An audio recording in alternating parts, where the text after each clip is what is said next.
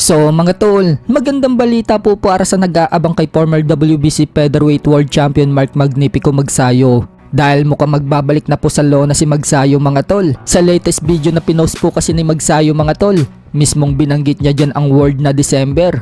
Kaya suspecha ng karamihan mga tol, ngayong December na ang laban ni Magsayo. Sean!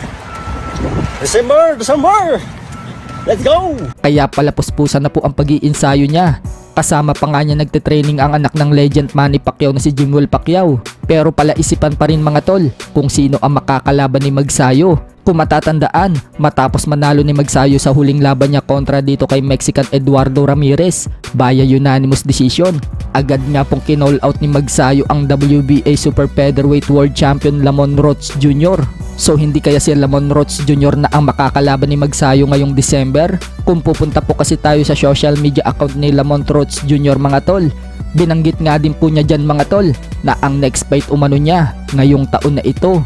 So kung lalaban si Magsayo ngayong December at lalaban din itong si Lamon Roach Jr. ngayong taon na ito, hindi kaya sila na ang maglaban? Pero abangan pa rin natin mga tol kung sino ba talaga ang makakalaban ni Magsayo. Magpo-post naman yan si Magsayo mga tol sa kanyang page. Kahit sino naman ang makalaban ni Magsayo mga tol, marami pa rin ang mag-aabang dyan. Malaki po kasi ang fanbase ni Magsayo mga tol, at pa rin si Magsayo ang sikat dito sa bansa natin. Sa kabilang banda naman mga tol, alam na nga po ng karamihan na si unbeaten Australian Sam Goodman ang makakalaban ni Naoya Inoue ngayong December. At sa Japan nga daw ulit yan gaganapin mga tol. Mismong si Bob Arum na po ang nag-announce niyan sa isang report. At dahil dyan mga tol, maagang pinaghahandaan ngayon ni Sam Goodman ang malaking laban niya na yan. Makikita sa video mga tol na pinapatibay na agad ni Sam Goodman ang kanyang bodega. Nagpapasuntok ito sa malaking boksingero para mapatibay ang bodega niya at hindi basta-basta titiklop kapag nagkaharap na sila ni Naoya Inoue. Kilala po kasi na isa sa pamatay ni Inoue mga tol, ang kanyang body shot.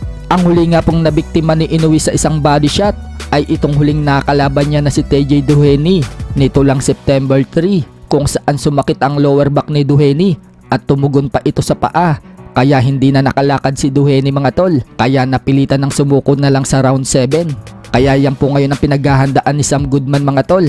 Pero hindi nga lang po body shot ang pamatay ni Inoue, dahil kaya din itong tapusin ang kalaban sa isang headshot. Kung matatandaan po kasi natin mga tol, si Marlon Tapales, tinapos ni Inoue sa round 10 ng tamaan ito sa muka.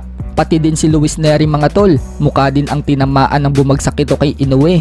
At maging si legend Nonito Donaire Jr. mga tol, hindi rin sa body shot tinapos ni Inoue, kundi sa headshot. Kaya hindi lang dapat ang katawan ng patibayin mo kapag si Inoue na ang nakalaban mga tol, pati na din ang panga mo. Sa iba pang balita mga tol, naganap na nga po ang presko ni Jaime Munguia versus Eric Basinyan. Ngayong linggo na po gaganapin ang laban na yan mga tol sa Glendale, Arizona, USA. Yan nga po ang muling pagbabalik ni Munguia mga tol, matapos siyang makalasap ng kauna-unahang talo kay Canelo Alvarez nito lang buwan ng May.